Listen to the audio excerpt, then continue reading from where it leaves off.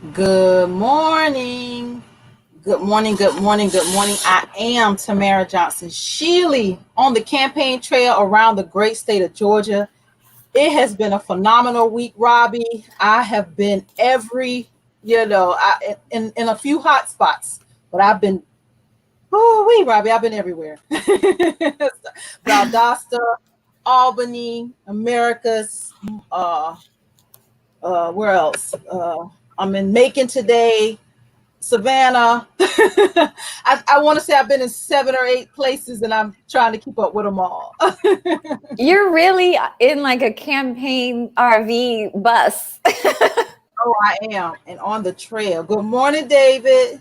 Good morning, Robbie. Good morning. Hi. Good morning, David. Hi. Morning, David. How have you been, David? I'm doing okay. I'm hanging in there like a loose tooth. Like a loose. Well, Robbie has a full house this morning. We have a lot of great guests that are waiting to be heard. A lot of activists and activism. We're gonna bring Mr. Kamau in. He is gonna stick and stay with us. Let's see where he is. Kamau, good morning. Hey, good morning. How are y'all doing? Hey. Good. How is it? I didn't hear you. Community movement. Go ahead. Sorry. That was for so Kamau, can you please introduce yourself and your organization? Sure. My name is Kamau Franklin. I'm the founder of an organization called Community Movement Builders. We do grassroots organizing in Atlanta, in Southwest Atlanta, on issues of gentrification and police brutality. And we also do what's called sustainable development, attempting to create micro businesses and cooperatives so that we can spread a different economic paradigm beyond capitalism. And didn't you recently release a publication in regards to changing the police force? If you would cover that, as well as the update on the Richard Brooks site and march? Sure. Yeah. So we as community movement builders, I feel like a little late, but we finally got out our statement on the issue of police brutality and what we see are demands and changes that need to happen to the police. Ours was a collective process, and so it took us a little while to make sure that we were sort of hitting on all the points that our membership, and again, we are a national organization with 6 chapters, sort of agreed to and wanted to put forth. And what we did was that we just got it published on imixwhatilike.com. And what we did was we gave a history of policing and police brutality that we thought needed to be reckoned with and talked about, that starts back obviously to the time in which we were enslaved in the United States as Africans, and how policing, particularly in the South, started as a way to keep Black people in check on those plantations and bring back escaped runaways and punish people who, quote unquote, stepped out of line. And out of that came modern policing, particularly in the South.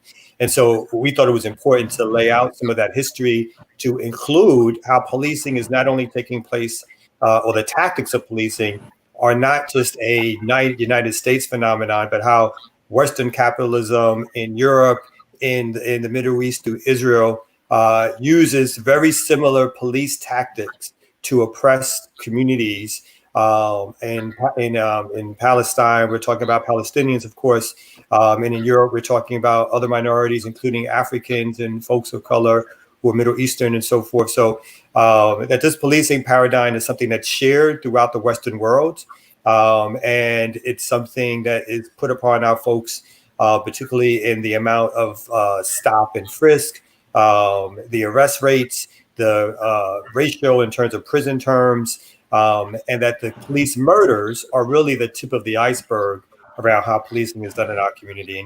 And lastly, I'll say one of our major calls is around demilitarization and decentralization. We, of course, agree with defunding and abolition, but we also think as we get to something like that, one of the primary things that we have to express is that it's the Black community has to control every institution that has sway over its life. Otherwise, that institution is invalid in our community and needs to be fought against. So we call for decentralization, whereas the police force itself, instead of having a top-down command structure, has one that's controlled by community boards that have hiring, firing power and disciplining power over the police. And we think that's the only way to get a police force that is controlled by folks. It's not a militarized top-down structure. And so lastly, this Saturday at 8:45, we are continuing and working with the activists at Wendy's to bring pressure on Wendy's, the corporation, on the city of Atlanta, to decide on what's going to happen with that Wendy's space. The people are calling for that space to be a peace center in honor of Mr. Brooks and now the young girl, Miss Turner, who was killed outside the Wendy's. We think that the city and Wendy's Corporation are trying to move ahead and not include community demands on what should happen with that site. And we want to keep the pressure on and saying, we're not going away. You can take down the Wendy's, you can put a fence up, but you will not begin plans and construction on that site without the community there making demands and fighting back. Thank you. That's comprehensive, Kamau. He always says like 7 things all the year. I can completely co-sign everything you're saying, and on a local micro level, I have personally witnessed. In fact, I've been included in this. The attack. Oh, Mr. Coleman's here. The attack on our residents with the use of state agency and we'll get into that with code enforcement, with calling the police on them, with false police reports, with security alliances, literally just harassing people. And really maligning their lives, because when you arrest someone who's already vulnerable and this cash bail, we're going to hear from one of our organizations in West End, Abby Henderson, Gangster Growers. This was a situation with one of her students in her program, and it's fascinating to hear it directly from her. But Mr. Coleman, thank you for joining. Please introduce yourself. Well, first of all, thank you for having me. What's up, Attorney Kamau? It's always good to be on with you, brother. Marcus Coleman, founder and CEO of organization Save Ourselves, a political, human, civil rights organization. Me personally, I mostly take on atrocities as it relates to law enforcement, really working with families, organizing teams around these tragedies in order for them to seek justice.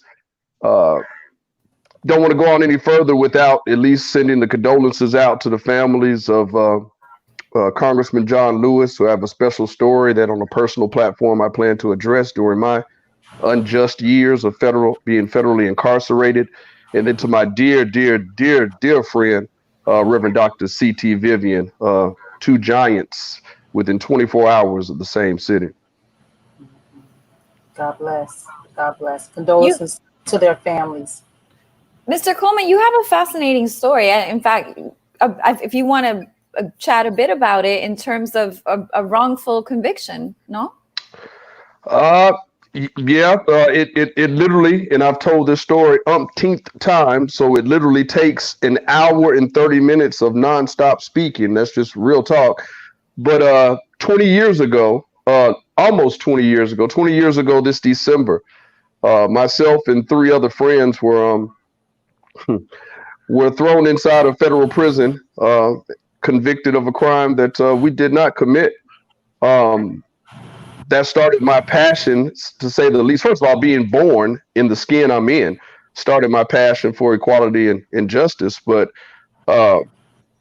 spending 30 months behind the wall federally and 13 of those in solitary confinement, it'll make you find your inner self real quick. And so I came out in 2004, and 2006, I became the founder and former president for Reverend Al Sharpton's National Action Network Atlanta, responsible for the acquisition of the Southeastern Regional Headquarters being the historical West End District.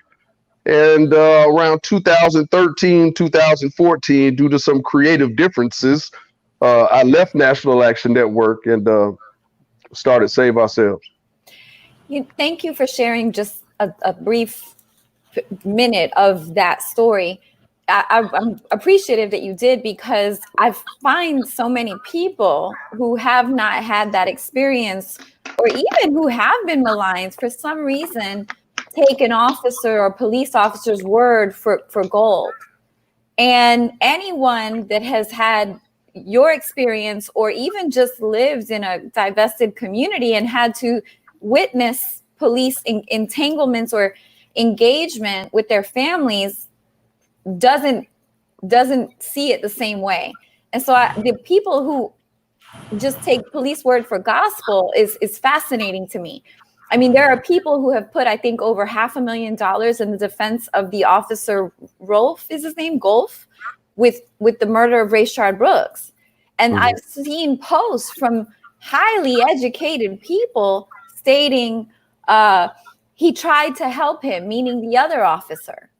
And it's almost as if they're delusional, or I care to comment, please? Well, I mean, it's pretty much known that if you kill a nigger, your bank account grows bigger. Yeah, pretty much. I don't have pretty much. I don't have much to say about that. It's just Kamau spoke to it eloquently. That there's the root of a problem here, and until we attack that root, we're running around in circles. Well, it's terrifying because these folks have so much influence and power, and to believe that, is that Abby? That's Abby. Good morning, Abby. Abby, can you hear? Can you hear us?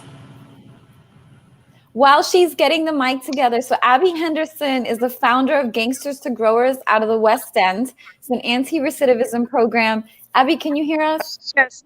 Oh, I'm not going to take too much of your time. I'm so grateful you're here. Her program's amazing. This is the type of programming we need to support. Abby, will you just briefly share your program? And then there's an incident that happened with APD last year that I would love. I don't know how much time you have. She's crazy busy. She's a mother, a family woman, and runs this nonprofit. Abby? I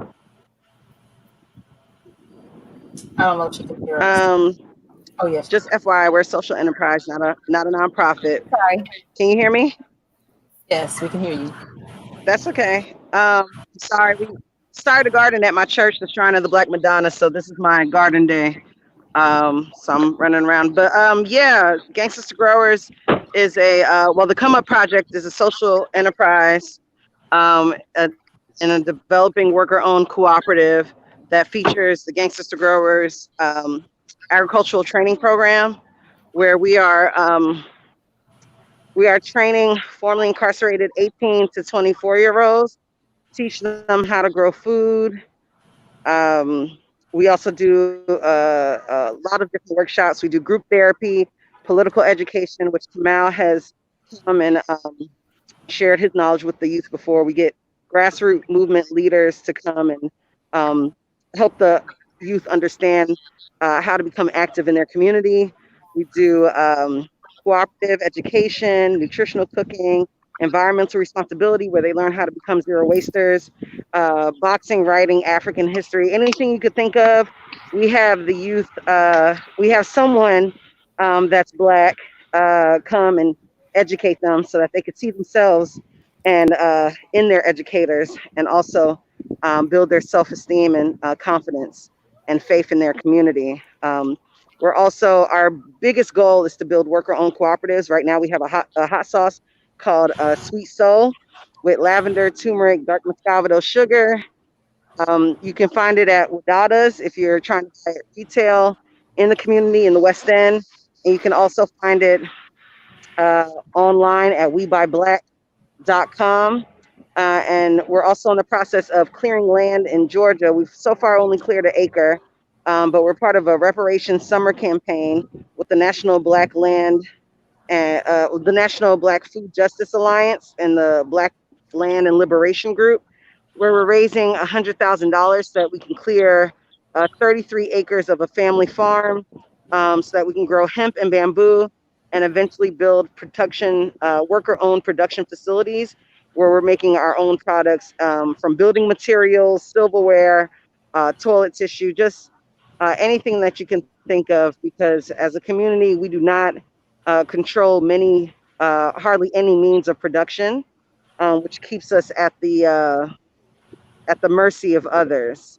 I remind the youth daily about the cars that their friends have, and everything. We don't make anything, so we're really trying to go ahead and just produce products and control the supply chain from the farmers onto the finished product.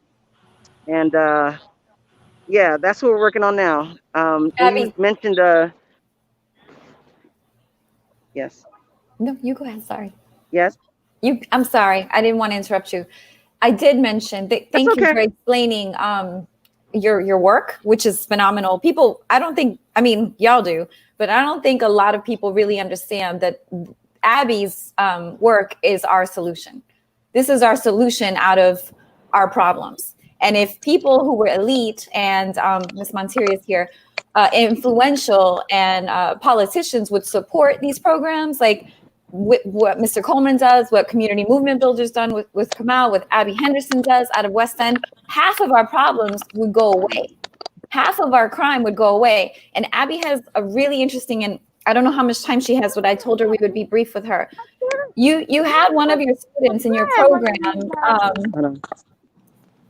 I know her kid.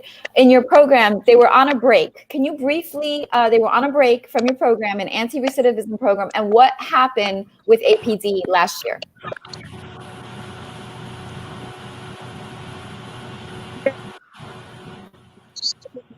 Paid $15 an hour, where some of the youth, when they, after this summer session in October, some of them will be moving on to $18 to $20 an hour. I just thought that was very important to mention, that we're paying double minimum wage and plan on paying even more.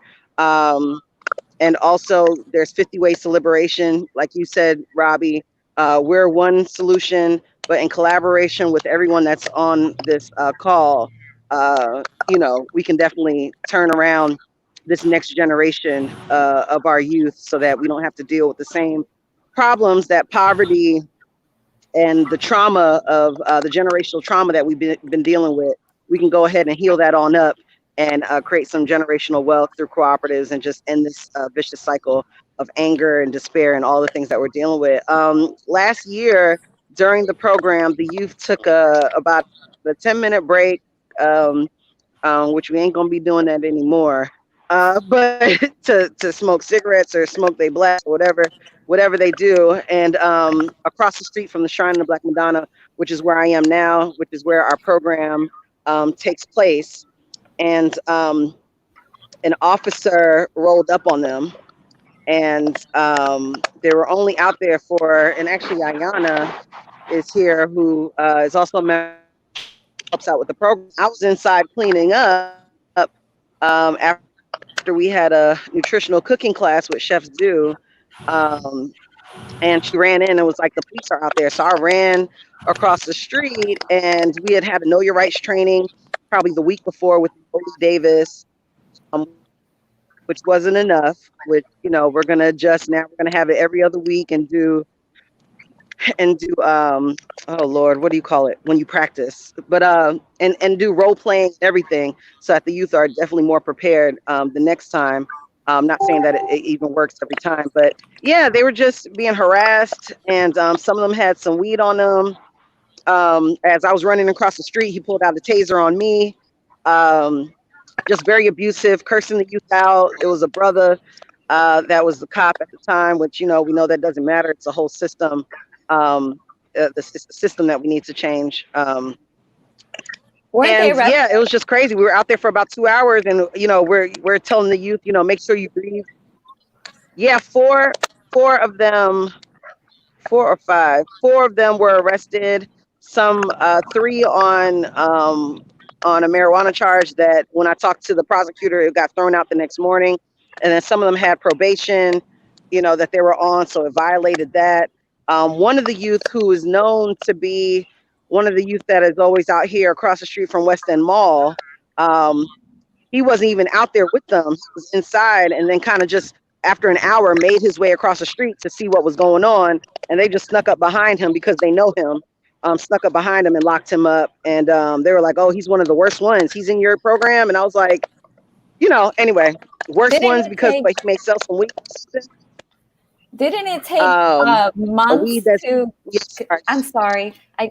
didn't it take months okay. Didn't it take months to get them out of this legal entanglement? And I mean, the reason I mention it is because there was an article at the time being put out by City of Atlanta government with Erica Shields, who's now obviously stepped down, and she had stated that that there was direct community engagement. And then all of a sudden I see, your post on an anti-recidivism program with our youth on a break getting arrested. And in this legal entanglement, messing up their probation and just impacting their lives. I mean, this is a small example of clear, problem with community engagement, but it impacted so much. It took months to solve this, and here they are trying to do the right thing. So from the small scenarios to the huge scenarios, wrongful imprisonment, wrongful conviction, these are things that ruin lives. Abby, I don't know if you want to mention anything else or close out. We will put up your links, and then we actually have Miss Monteria who's waiting patiently. Yeah. Discuss her son.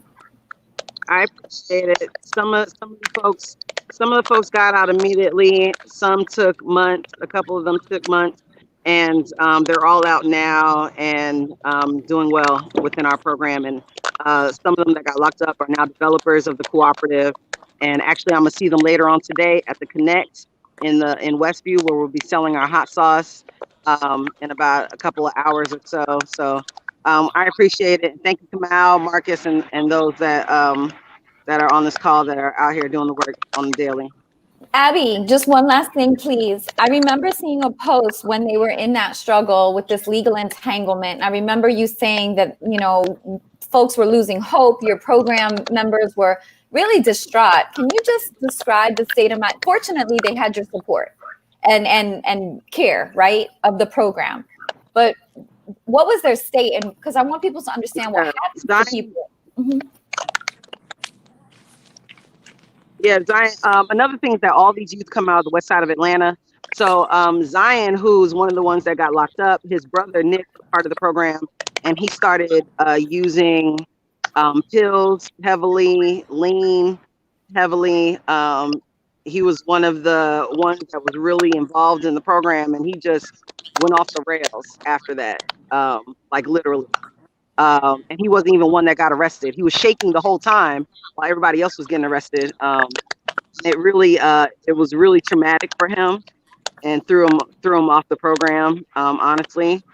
And others were, we learned others were great advocates for themselves. The positives were a lot of community members came together. A farmer who's also an educator, Whitney C.J. of Cement Farm, she came through with $1,000 to help Zion with the sister that has a Sheila. I can't remember her name. Oh my goodness. She helped get him out, helped with his case. A lot of other folks came, and a song, Southerners on New Ground, Mary Hooks and them. They who are also some of our political education educators, who's coming next week on Tuesday.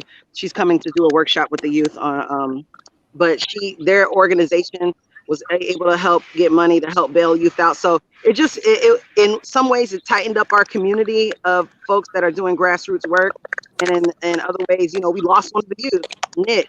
He's like, we're trying to get him back because he sees we're moving. And yeah. So anyway, thank you, y'all. Peace. Sorry. No, thank you, Abby, for explaining that. But please, everyone, let's be clear. If they did not have the support of this program, the quickest way to create a career criminal is to arrest someone when they're innocent, or harass them or their families.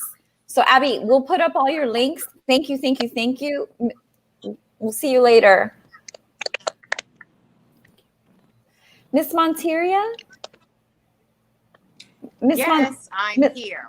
Miss Monteria, good morning. For those of you who may not know, this is Monterey Robinson, and her son Jamarian was murdered by enforcement. I'm sorry to say it this way. For those people who don't know, with a ridiculous amount, 76 bullets were shot into her son's home apartment. It's been 4 years. She is still seeking justice. She is a fierce advocate for her son. 4 years later, Ms. Monteria, please share anything that you would like to. Okay, sure. For those of you all, I can sum up his story in probably about 40 seconds. Again, my name is Monteria Robinson. I'm the mother of Jamarian Robinson. At the time of Jamarian's death, he was a student athlete at Tuskegee University. He was a biology major. He was in his final semester. On August the 5th, Jamarian was visiting his girlfriend. He was at her apartment in East Point, Georgia. Approximately about 1:30 p.m., her door was battle rammed open by 17 rogue police officers from Atlanta to Fulton County to Fayette County to Clayton County to U.S. Marshal Services with no warrant. Over 90 rounds were fired at my son. I'm going to say it one more time. Over 90 rounds were fired at my son. Then after that, they threw flashbang grenades that landed on him, burning him. Then after that, someone walked up the stairs. They shot down into his body 5 times. Then after that, they handcuffed my son and dragged him down a flight of stairs where his body lay there for over 8 hours with no medical aid rendered. My son was shot 6 times in the palm of his right hand, 5 times in the palm of his left hand, all down his arms, his torso, his thighs, his groin, his shins, his feet. So that's my son's story in a nutshell. It has been 4 years. We've been out here aggressively fighting along, not just myself, Marcus Coleman. He's been at several of the events that I've had over the last couple of weeks. I've attended some of his events he's had over the last couple of weeks. Marcus Coleman even viewed the crime scene, and he can touch on that too. A little bit if he'd like. And I'll let him touch on that briefly. Marcus, if you could describe the crime scene, because I did not go in because I did not want to see it, but he was there that day with us. It was about a few days after my son's execution. What's happening, Monteria? Monteria is one of the rising voices as it relates to mothers and parents and family, period, because some of us have chosen to be in this vein, but she was forced into it by the murder of her child. And not many parents are able to fight through the grief and really powerfully articulate what happened to their child. And that's not a slight to any other parent. It's really a salute and a tribute and an upliftment to Monteria. I've watched her since it happened form into this powerful force. So the touring of the home was done kind of to resemble what was done ages ago for Brother Fred Hampton from the Panther Party, the original Black Panther Party, letting the community see the aftermath. So many times with the news stories, you see an image of the individual, the child, or whomever, a living image. You don't get to see the riddled apartment, bullet riddled apartment. You don't get to see the blood stained walls and carpet, and that's what Monteria allowed us to do. It was probably over 100 some odd folks that toured that still bullet riddled apartment. One thing that I want to touch on, and then I'll be done, Monteria, it was the fact that your son was at the top of a flight of stairs, probably about 12 stairs, if I remember correctly, give or take. And no officer fired. Let me rephrase. All the officers fired from below the staircase, meaning they were firing in an upward trajectory. The troubling thing is one of the investigators then on the scene was able to retrieve a bullet. And I know it's been more than that one shot, Monteria, but I'm just speaking about the bullet that was retrieved from the top of the stairs, from the very top of the stairs. Now, I want you to understand, Attorney Kamau, there you go. That bullet, which is where Jamarian was shot and killed, or shot and then drugged down the stairs, but that bullet laid flush at the top of the stairs into the wood, up under, into the cement, into the wood, which let us know right then that not only did the officers fire multiple rounds up in his direction, When they got to the top of the stairs, there were bullets fired right into his body as they stood over, which was very telling for me. So I pause there. So much carnage as it relates to the killing of Jamarian Robinson. And your son was a Clark Atlanta student, no? Well, actually, my son attended Clark Atlanta University his freshman and sophomore year, and then he transferred to Tuskegee University after that. How old was he, Miss Monteria? At the time of his death, he was 26 years old. And just to kind of hammer back on what Marcus stated, yes, there was bullets, which indicated that someone walked up the stairs, stood over my son, and shot down into his body. But they didn't know that they were going to be investigated, but they all wrote on August the 8th in their statements that no one never went upstairs. They all stated in their report that no one never went upstairs, but we know someone went upstairs because someone walked up the stairs, stood over him, and shot down into his body 5 times. They also, I kind of lost my scope of thought there. While you contemplate that, Miss Monteria, and we'll come back with you because I definitely we want to hear your thoughts, and we also want to know what your experience with the Office of Professional Standards there was and the DA's office. For just a moment, our weekly co-host Egebrto Willies is here, and he gives a national update. In fact, I'd love to connect Egebrto and Miss Monteria as well as the other organizations. Egebrto, it's all you. Yeah, I think look. First of all, I think the only thing that I could possibly talk of today is of the Honorable Representative John Lewis, who passed away last night. And I was watching TV as that occurred. And the first thing that came to mind is a statement that I threw on Twitter, which said, "The conscience of the nation and civil rights hero, John Lewis, has died. He lived fighting the evil of racism and died still calling it out as yet another tear in the scab exposed a pus-filled cancerous sore not yet healed." And just listening to the program today, listening to the stories about that young man who was shot down. Sorry to hear that, ma'am. My most sincere condolences. Listening to the activists that you had on previously, talking about what she continues to fight, brings up something that I heard this morning on AM Joy, which is the young people of today or the John Lewises of yesterday. The fight continues. Something else that I learned today was that the great Frederick Douglass, even as he lived, he remembered that there were setbacks in the movement. A few steps forward, we move back again.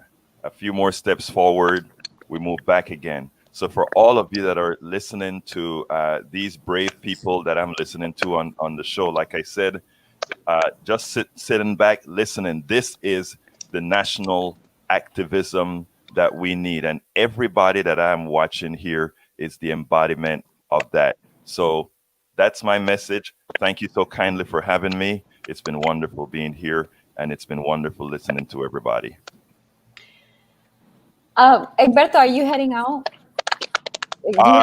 Unless you need me to say something else. I guess I want to just open the dialogue, and we've actually had Caleta, the documentary filmmaker, who recently released, which we're going to try to show it. She was on your show as well, Egebrto. The Rayshard Brooks March and the Peace Center, where Kamau is actually in the trailer or the blurb, as well as Mr. Coleman. But I guess tying this all together, you know, our city, the mayor is being sued. City of Atlanta is being sued by our governor.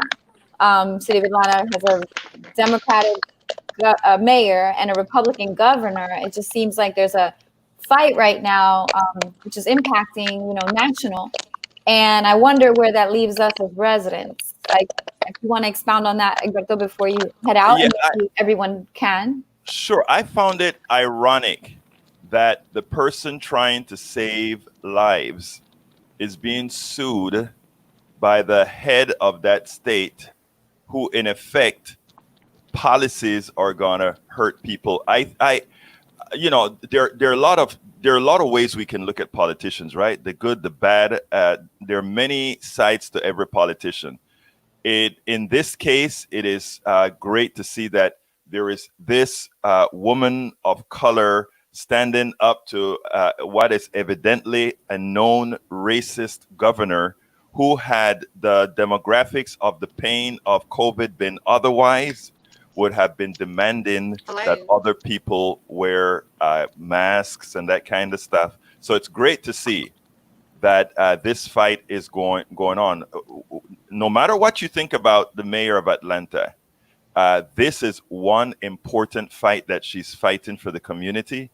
And I think in this case, maybe I am not from Georgia, so I may be a bit presumptuous here, but I think for that particular fight, it's not just a Georgia fight. It's a national fight, and it's a cancer that we're seeing here in Texas with what I can only call governors, heads of states on the right that are committing legalized murder.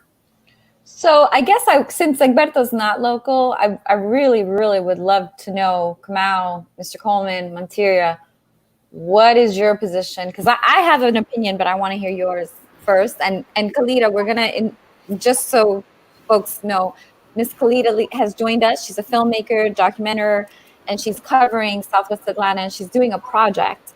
So Caleta, maybe mention that project, and then Kamau, Mr. Coleman, Monteria, if you could please expound on. Caleta. Well, greetings, everyone. Thanks for having me. And I am creating a documentary series on the criminalization of homelessness. So the part 1 is out already that features Columbia, South Carolina, and part 2 will feature Atlanta, Georgia. And I was actually filming the rally, march, protest, how you want to call it, for Rayshard Brooks and the Peace Center. So I kind of just put together a highlight of what took place and what we are asking for as a community. So I don't know if you can pull it up. If you can't, maybe put it in, the link into the comments or something where people can access it. We will. And you have an upcoming project you're still working on, right? Yes. Can you talk a little bit about that before you head out? Yeah, so like I said, No Address documentary deals with the criminalization of homelessness. And part 2, I am in production now.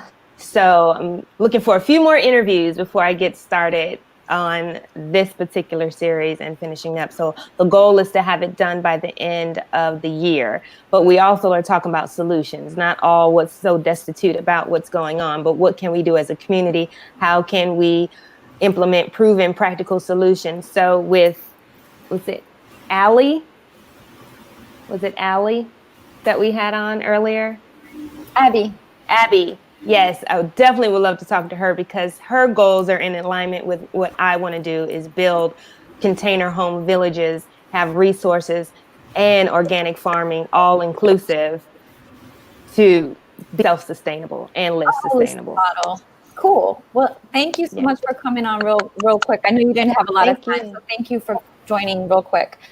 You're welcome. Now, Mr. Coleman, Monteria, David, so you heard Egebrto. I actually completely disagree with him, but what is your position? Real quickly also, it's hard for me to uphold any narrative where Mayor Keisha Bottoms is somehow heroically fighting the governor, the same governor that she worked with to call the National Guard on Black protesters twice.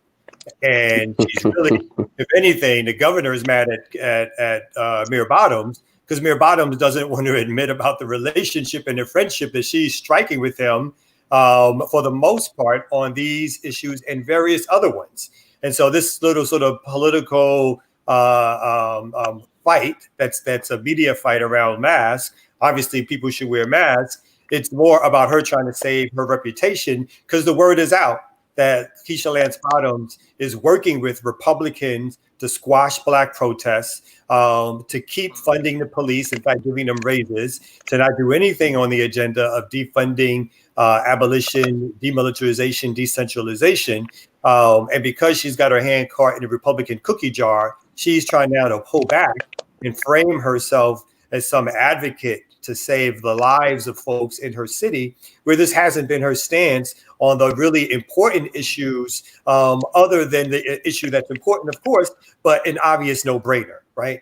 So having her be the chief advocate for something that everyone is going to be on her side with is very easy. Having her challenge folks on their stances around police brutality and misconduct and murdering of Black people, that's where we need her to stand up. Making sure that she doesn't call the police and the military to guard on Black people, that's where we need her to stand up. So I can't give her any kudos on her stance. And I must say, I think we're all sorry about the passing of John Lewis, but I think this is also an opportunity for us to delve into the politics of our heroes and sheroes of both our past and present.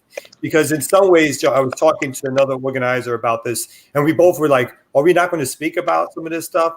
But it's like, some of it you just got to speak about. John Lewis also put himself in a position of being a gatekeeper as opposed to ushering new youth leadership into roles they should have had. So I think John Lewis is a heroic figure, but a complicated figure in terms of Black radical, revolutionary, even moderate civil rights history that, yes, we should uphold for some of the courage that he displayed. But like anybody, right, we need to delve deep into those politics and see the schisms and the work that they did and how that work applies today. I concur. Mr. Coleman? I agree with that 100%. Absolutely, 100%. It's impossible not to. You first, Monteria. Well, actually, I did not hear the previous gentleman and what the question was. For some reason, my volume went out, so I don't even know what the question was that she's asking. So okay. I just kind of heard the responses. But if you can ask the question, because I didn't hear the commentators' comment. Sure, Egebrto is sure. I'm sorry about the sound. Egebrto is in Texas, and he covers national, global. He's wonderful. It's lovely to have him on board. What I asked him was what he thought of the lawsuit going on between Atlanta City Mayor Keisha Lance Bottoms and Governor Kemp. So we have a Democratic mayor and a Republican governor, and there seems to be a fight for political power to some degree. So I asked his opinion, and he thinks that Keisha's doing a great thing and supporting the nation. And Kamau eloquently explained that narrative might be slightly off, but I think Egebrto wants to defend himself. Egebrto, clean it up, man. Yeah, okay. It's not. No, I don't want to clean it up. I want to actually stand by clean it up. But I want to stand by what I said. At the same time, 100% respecting exactly what Kamau said, and everybody in their facial features I detect supported, because I don't think what I said was mutually exclusive to what Kamau said. Let me tell you where I'm coming from, based on the type of politics that I practice, right? And that is, I follow the politics of compartmentalization. I heard the commentary on John Lewis as well, right? And I've spoken about that, and I think Tamara have heard me talk about one of our biggest issues with Black issues and people of color issues is the Congressional Black Caucus. So I am not attempting to deify any of these people, but segmentalize what good they do and what they don't other do. I think that is important, in my opinion. That is, I think that is important so that we give people the space to grow. Kamau and all of you in Georgia, in my humble opinion, know exactly the politics of Georgia, and that's for Georgians to fight, right? I know the politics that I'm practicing is, if you're doing this one good thing, I want to call you out for that thing that you're doing. Yes.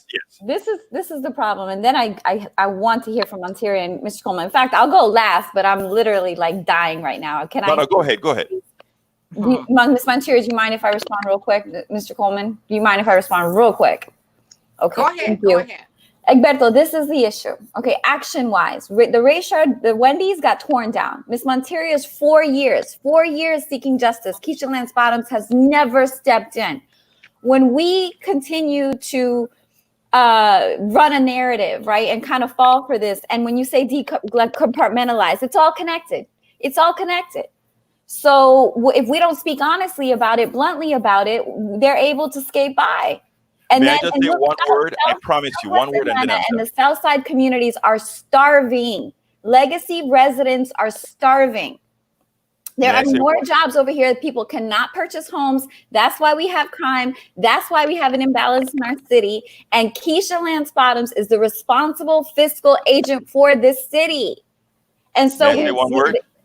No, not yet. The last thing I'm going to mention is that I saw, and I'm a little bit hyped about it because I saw a video the other day. I'm going to put it up with, and I'm wrapping up, Malcolm X, and the things that he talked about before he died still remain true today for Southside, Southwest Atlanta communities. That's a problem. Yes, I'm done. Go ahead, my friend. Okay. I would like to chime in, because I kind of got the gist of the conversation. Keisha Lance Bottoms, she doesn't get any kudos from us. Why? Because she won't even acknowledge the cases. There's been over 130 killings of brown and black men here in her city since 2015. Atlanta is ranked number 10 with the most fatal police shootings here in Atlanta, Georgia, period. And so, did she bring on celebrity rappers to denounce black protesting? Why? She want my son's case, Jamarian Robinson. I'm angry. His case is one of the most heinous cases in U.S. history, and they won't even acknowledge that. CNN won't even cover my story due to the politics here in Atlanta, Georgia. They keep telling me that, we're trying to cover your story, but the politics here, and all the celebrity rappers, everybody know about my son. So let's just kind of clean that up. John Lewis, they all knew about my son. All of them. Al Sharpton, they all know about the death of my son. Everyone knows. Everyone. The celebrities you got showing up in other states, they know about Jamarian Robinson, but nobody is talking about it. Nobody is utilizing their platform to talk about Jamarian Robinson, Oscar Kane, DeAndre Phillips, Anthony Hill, Javis Benjamin, Jarvis Lice. I can go on and on. Jabril Robinson. Those happen right here in Atlanta, Georgia. And I'm angry because nobody is addressing it. Keisha Lance Bottoms, I would love to address it, and I would love to have you on my show. The mothers here, we have all tried to meet with Keisha Lance Bottoms. All of us have tried to meet with her and the former Kasheen Reed. You know what they tell us? No. Let me tell you. They say yes and then don't do it. And Miss Monteria, I will connect you both so you can cover her. We have 8 minutes left. I need 30 seconds. 30 seconds. I promise you, 30 seconds. I mean, how could I possibly not agree with everything that is said here? For me, it's, however, just about technique. How about one brings in, just like you were able to do XYZ on Mask and fight the powers. We know it's all false, as Kamau said, and fight the powers. Use that as the entry point to everything that I forgot her name. I forgot your name, ma'am. Monteria. How can we not use that as an entry point for Monteria for all the stuff that she is not doing? I'm saying a lot of times in the media technique is using that as the entry point to get everybody else's story in. That's all I'm saying. But I mean, and again, I don't mean to be presumptuous not being from Georgia. I learn as I come on these programs what's happening locally. But what I'm saying is, hey, if we're fighting something a certain way all of the times, maybe we make a little turn to get the outcome that is right for you. Thanks. But sometimes when you give the turn, it goes the wrong way. So yes, I agree. Mr. Coleman, can you expound? I will make sure that you and Ms. Monteria are connected, Egebrto. As always, thank you, gracias. Mr. Coleman, if you would please expound. And also, there was an incident at the Wendy's prior. You have some information, I believe maybe Kamau does as well. Could you please? Yeah, I've got a lot of my comrades upset with me because I take a different position on the mask. I actually take the position of the governor. I took the position before the governor even uttered it. You find me saying all the time, I'm not anti-police, I'm just anti-bad policing. And now I have to say I'm not anti-mask, I'm just anti-unlawful, unenforceable mandates that allow law enforcement further discretion and power to harass people of color.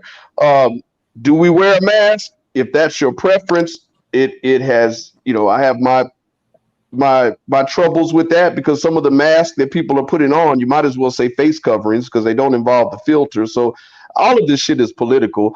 Right. But again, I'm not anti-mask, but I am anti-mandates of municipalities to allow more power to the very law enforcement that we're talking about gutting their power. I mean, it's funny how this pandemic, this weaponized virus is effectively being used to counter the uprisings.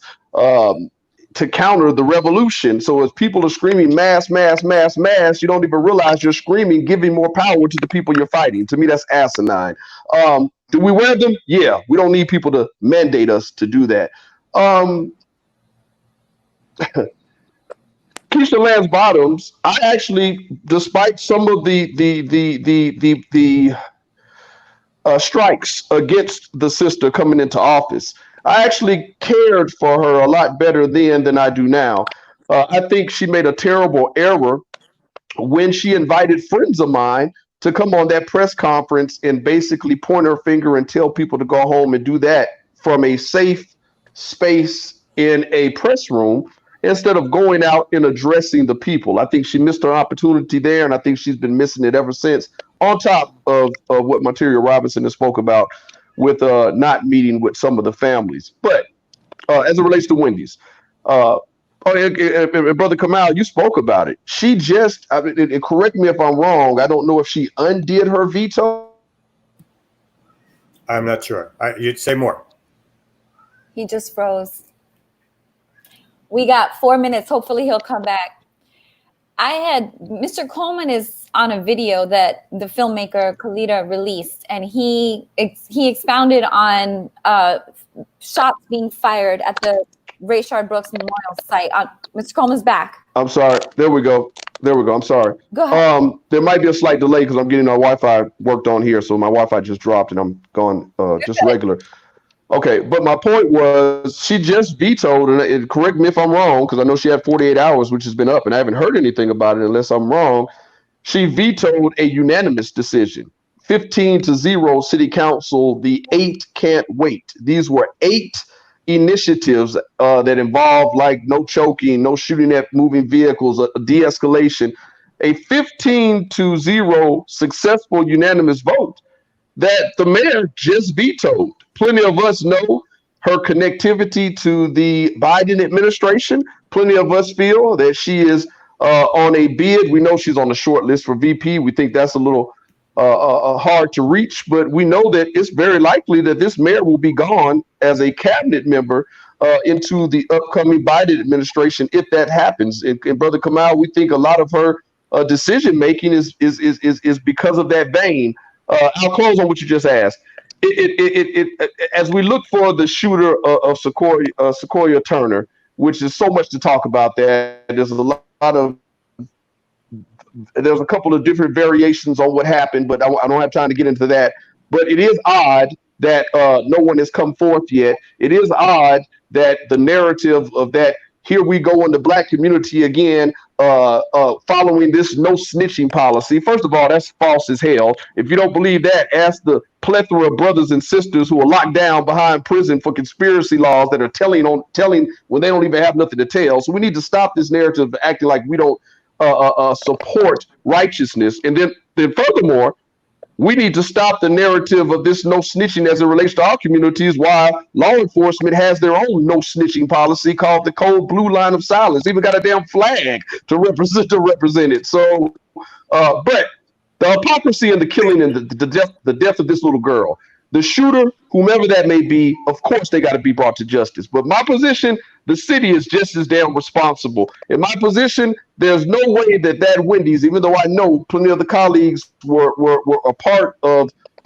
maintaining that area, and it did have a lot of positive to it. But my point is, if that Wendy's, with the same tragedy of Rashard Brooks, would have been on Peachtree Street in Buckhead, wouldn't have had that opportunity to even have this conversation. They wouldn't have allowed it. And then 10 or so days prior to Sequoia's murder, you had a Caucasian gentleman that pulled up and was blocked. He got out of his vehicle, went in his truck, retrieved an assault rifle, got back in his car, attempted to go around the brothers that were blocking him, and literally ran over one. What happened shortly after that? 2 or 3 people unloaded on the vehicle as it pulled away. Name me any damn city of any kind of status, especially Atlanta, that would not have taken control of that situation in broad daylight when shots rang out. So just as we're searching for the killer, and there's a lot of discrepancy with that, of Sequoia Turner, this city is just as responsible, and it has blood on its hands because police were taking pseudo-ass strikes, calling off sick, not patrolling certain areas as a retaliation for the political mess that's going on. And that little girl got strangled and choked and lost her life in the climate of all this political bullshit. That's actually very helpful synopsis. I personally, to me, peaceful protesters who are allowed to be lawfully armed, sticking up for their rights, afraid of the police to be shot at, should have been defended. We should have sent peacekeepers to organize that traffic in and out. But as you said, the police were on strike, and instead it was almost like it was a setup to fail. And people get set up all the time, and organizations get set up all the time. And those protesters who were trying to aid their community with resources, direct resources, were set up to fail. And please, just 2 seconds, because I know I talked for a minute. It was beautiful to see what the young brothers and sisters from that area, the area that had been bulldozed, that people had been displaced. So I don't ever want my words to be misconstrued. I was in full support of them patrolling and taking care of their community. My fault, Kamau. No. I just want to add a couple of things. So you're right on the veto that Keisha Lance Bottoms did on the 8 different points of what the city council passed. And again, that goes to, I think what Keisha Lance Bottoms is trying to do is position herself, like you said, to attempt to be the vice president, which she's not going to get anyway, because she brings no votes. She doesn't have the backing of the full Black community. And instead, what she's probably trying to do at this stage is to get the hell out of Atlanta and get an administrative job if Joe Biden happens to win. But we now have to suffer through this because of her bad actions, inactions, and negative actions towards our larger community. And so when it comes to the Wendy's in particular, I think the community has a right to be involved. And none of this, and for me, none of these things would have taken place if the city had negotiated in good faith when this takeover started, as opposed to putting off these organizers and activists until they started to try to figure out what they were going to do. Instead of treating the community like they didn't matter, as opposed to, no, the community is at the forefront of what now should happen to this Wendy's, to this space, because now this space has in some ways become a ground of a murder, of a tragedy. And the community is saying, you know what, we don't want another fast food restaurant here that's selling bad food. We want to take this space. And even again, after the tragedy of the young girl who was killed, we want to take this space and use it as a way to develop a peace center, to develop a place where our community can heal, where we can give young people training, where we can talk about the issue and organize around the issue of police violence in our community.